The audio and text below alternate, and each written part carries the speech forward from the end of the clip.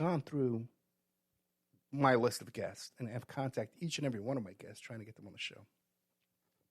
There's even a documentary film company out there that did the same exact thing. They contacted all my guests and got some of my guests to sign non-disclosure agreements, preventing them from talking to me about their development with this company.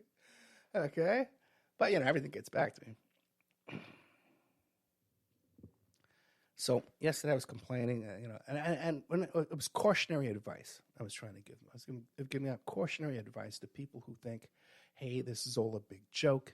Hey, this is simple. It's easy. You can do this. You don't have to worry about lawsuits. You don't have to worry about intimidation tactics or hacking or police pressure on you, law enforcement pressure, legal pressures, intelligence community type pressures and stuff like that. This is all stuff I deal with all the time. So it kind of rolls off my back. Where the average guy who just gets into this and to go, I'm just going to buy a camera and point it at my face and talk to it and go on YouTube. And there's going to be no repercussions. I just want to let people know that, yes, there are repercussions. Serious. I don't go on the air every week and complain, moan, and whine about what's going on here. But there's problems all the time, that I must persevere to adjust to and to prevail with. And because I've had a life of experience, I'm able to do it and not be a basket case. I'm sort of a basket case, but not that bad. Not that bad. I'm still getting by. So I was contacted by a couple of folks saying, hey, Ed, I heard you were talking about me on the air. Okay? And one guy, I have no idea who even this guy is. But I did go check out his podcast, and it does seem like all of his topics are topics from my show. But I don't even know who this guy is. And it was even hard to figure out what his show was about or his content. And another couple of people contacted me and said, hey, Ed, you don't own these guests, okay? And with that particular gentleman, I got no beef with him. He's an okay guy. He's been on my show, I've been on his show. And you're right. In that case, I didn't even told him, I wasn't talking about you. And I'll say right now, I'm not talking about him. But the thing is, oh my God, one sec.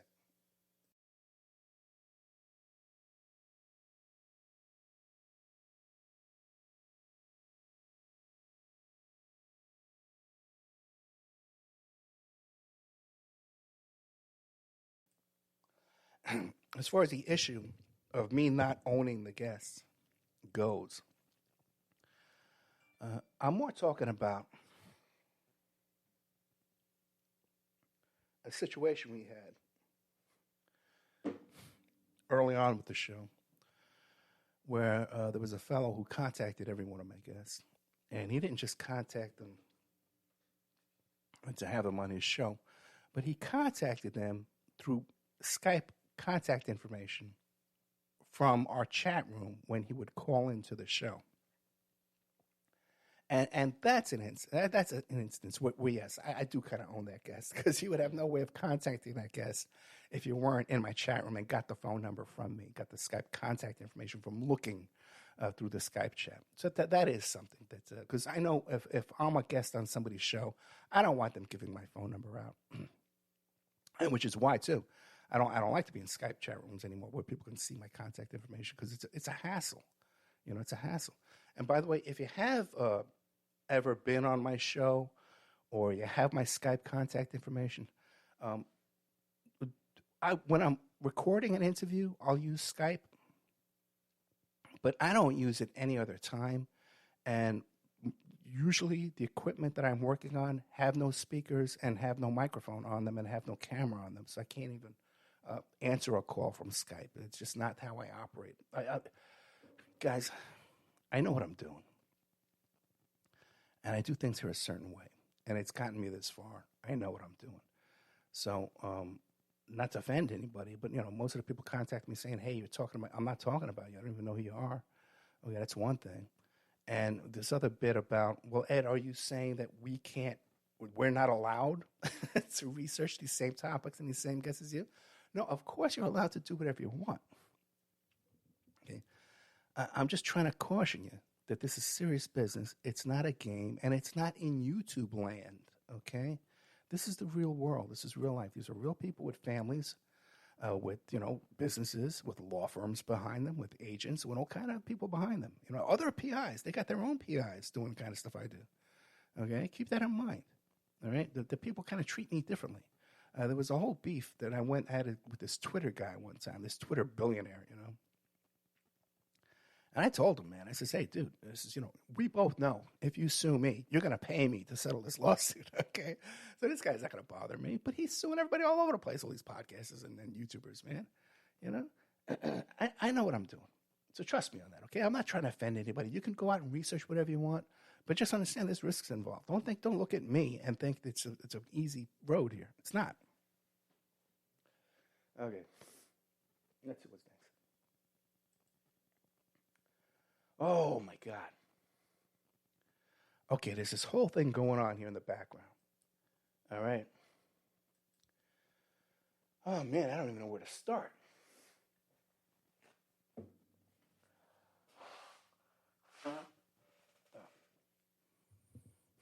A few months back, I started getting contacted off the air about this new developments in the O.J. Simpson world, right? Ed, you got to hear this story. There's an accomplice. He's confessing. He's coming out. He wants to do a story. He wants to do this. He wants to do that. And I found, and I talked about this on the air a couple of times, I found out through the grapevine that OJ has listened to all my OJ shows, okay? All the shows I've done on OJ has listened to. And he likes me, and he likes my work, okay? And I think I know exactly what the bunny trail is back from me to OJ is. Okay? OJ, I believe, was originally behind this whole screenplay, story, accomplice, who has coming out, all this kind of stuff.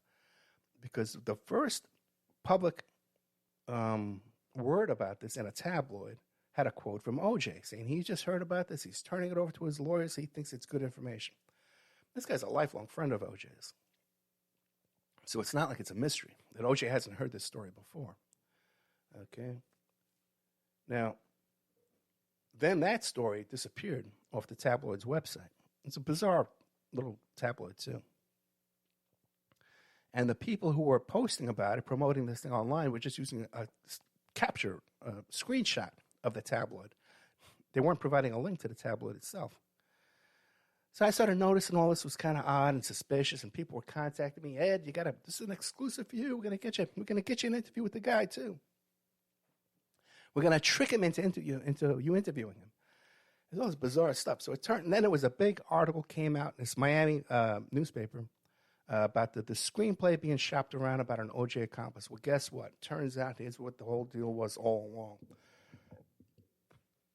This guy, the alleged accomplice, is now suing the tabloid, okay? And this seems to be what everyone wanted all along. For this guy to take the bait, to file a lawsuit where now they can go after him in discovery and get him in depositions and question him about his involvement, times, dates, and all that kind of stuff. That's been the plan all along. And this is for you to understand. Now, they were trying to dupe me into this, and I was going to be the guy getting sued. Okay? All right? But I'm fast on my feet, and I know what I'm doing, which is, once again, why I'm trying to caution people. Not tell you I'm jealous of what you're doing. Not say that I own everything. I own these topics, and no one else can touch them. Do whatever you want, but I'm just trying to tell you, man, that there's consequences for what's going on here. That's all I'm trying to say. You're trying to do a good deed. You're trying to do a good deed. What happens? Okay, back over here. I might have to end this whole live section early because my sinuses and my voice are totally over. Oh, brother.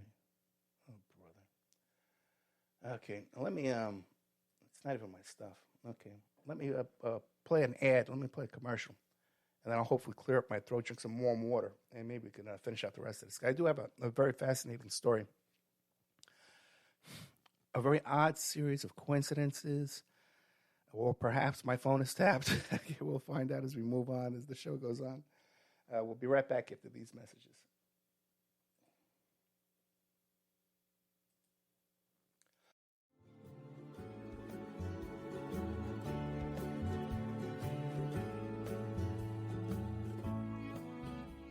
And now a word from our sponsors.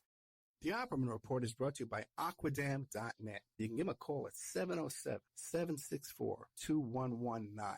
A flooded home is never easy to deal with. You're left with the mess to clean up, the insurance companies to deal with, and not to mention all the memories, the precious memories that are lost in the flood. You can never replace those. And Aquadam can be a tool in your arsenal to protect your home and property from the floodwaters. The cofferdam is filled with water to control water and is reusable as long as it's taken care of. It can protect your home or business from rising floodwaters like a dam, but without the beavers. It can also be used in construction. If you need an area to be dewatered, an Aquadam can do the job. An Aquadam was used at SeaWorld in Orlando for the Mako roller coaster ride during the coaster's construction by dewatering the work area. An Aquadam is now dewatering the work area at San Antonio SeaWorld for their newest roller coaster ride. An Aquadam has been used in many construction projects all around the U.S. and all around the world. Now give Aquadam a call, 707-764-2119. You can look them up online at aquadam.net. You can find them on Facebook at Aquadam Inc. You call them up, you email them, you tell them Ed Opperman sent you, and they're going to take 10% off the price.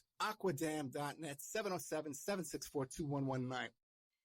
If you find yourself in need of legal representation, it can be a very stressful time in your life. In my career, I have dealt with thousands of lawyers, I've dealt with thousands of law firms, and I can confidently recommend to you Keith M. Davidson at kmdlaw.com. Available 24 hours, 7 days a week. Just log into kmdlaw.com. That's kmdlaw.com. Or you can call toll-free 833-4KMD-LAW. That's 833-4KMD-LAW.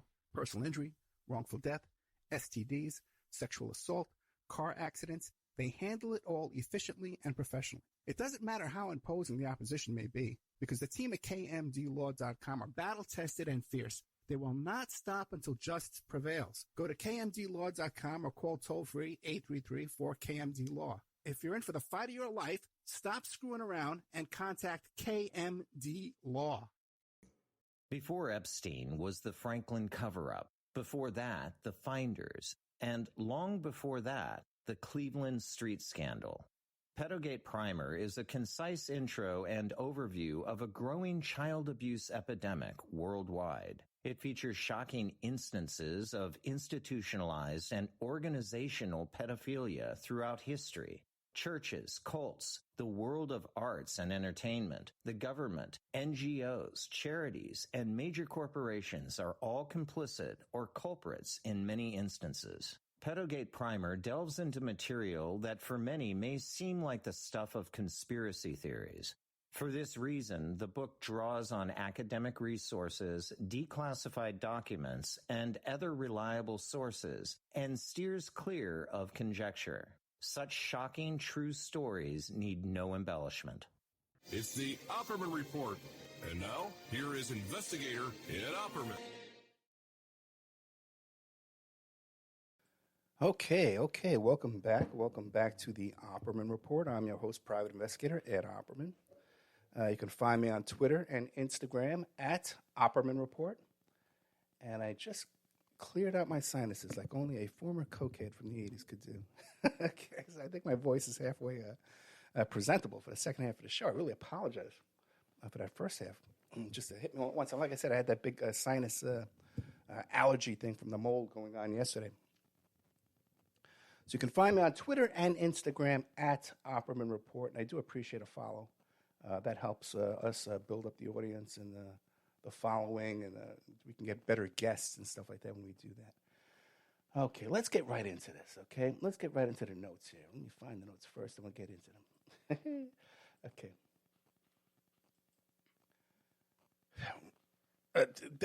There's a story that's so bizarre. I don't even know if I can deal with it tonight. Okay, but it involves that teenage girl who was the comms director for Rudy Giuliani.